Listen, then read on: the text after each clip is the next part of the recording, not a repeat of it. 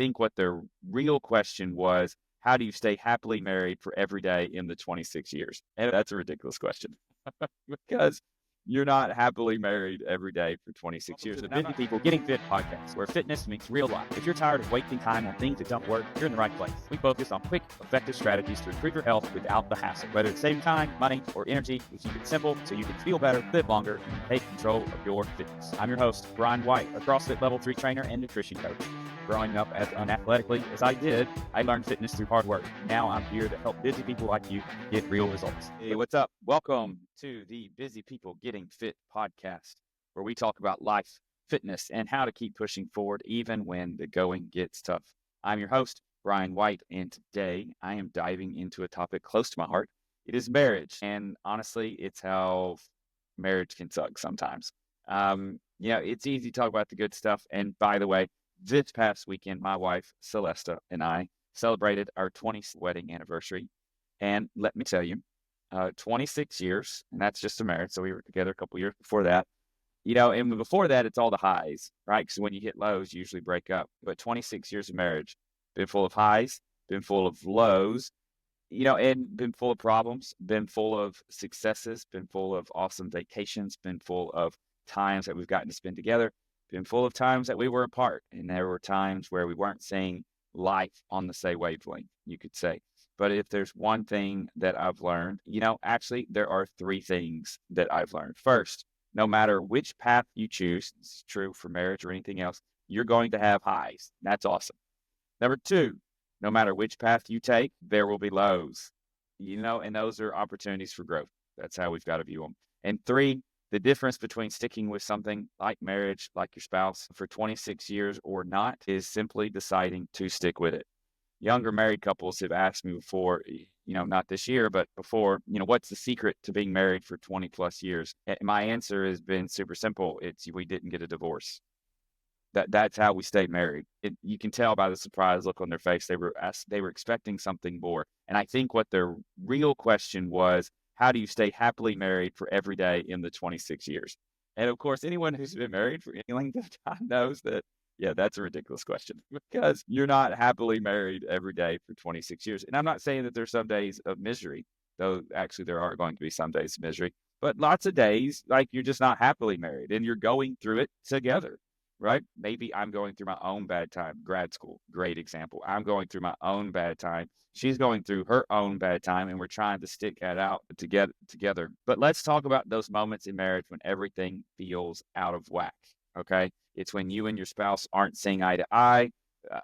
Maybe it's with kids, maybe it's work, maybe it's with finances, maybe it's with cleaning the house, cooking the dinner, waking up on time, going to bed on time. It could be anything. But when the arguments feel endless, our arguments, we don't tend to have one argument, but we tend to have a bunch of arguments all at the same time that keep going and going and going. And when you start wondering if life would just be easier if you called it quits. But here's the truth. Every marriage, everything you do, but in this topic, every marriage has bad days. And just like every job has tough seasons, and just like every workout program has days when you just don't feel like showing up. If you're training for the marathon coming up in January, you had a cold snap come in today. You woke up and you're trying to run in less than 30-degree weather. May not be the best day for you, especially if you're like me, like running when it's in the 60s. What do? And you have to ask yourself this. In marriage, is this the person who I want to fight with? That's the question, right? I mean, because there are lots of people that I'm playing golf with or going on vacation with or, having fun with. But who's going to be the special person in my life that I want to fight with? Who's the special person in my life that I want to go through the tough times with? For me, the answer has always been Celesta, and there were a couple of girls I dated in college in particular where, the first sign of any trouble and they would just crumble. And I was like, okay, well, that didn't, 2 weeks of that relationship, if we can't go that long without something bad happening in your life and you crumble, that's not going to work.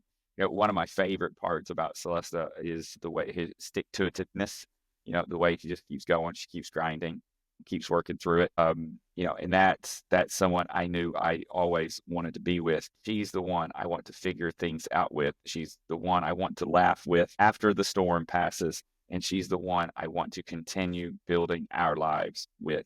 And that's the choice you have to make in marriage. It's not just the good days, but on the hard days too. And here's where this lesson applies to so much more than marriage. So let's take work as an example. Maybe your job isn't going the way you want. Maybe deadlines are piling up, projects are falling apart.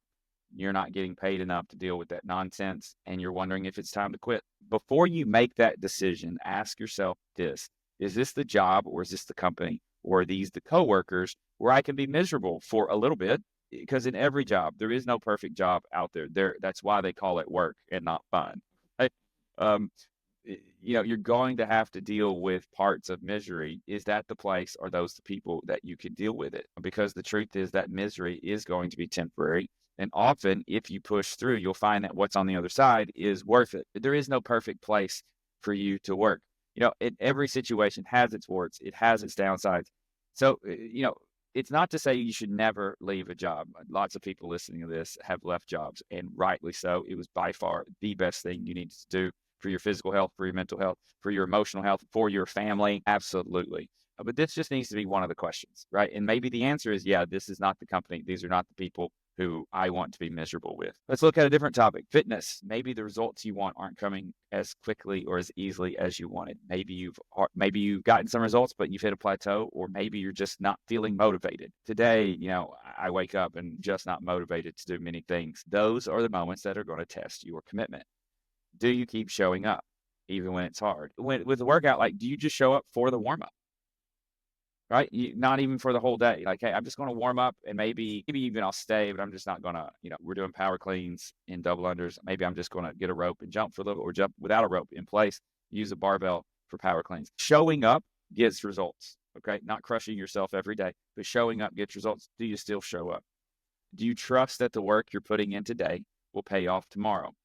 Okay. So here's the deal. I believe our program, especially coupled with nutrition coaching, will absolutely get you the results you want.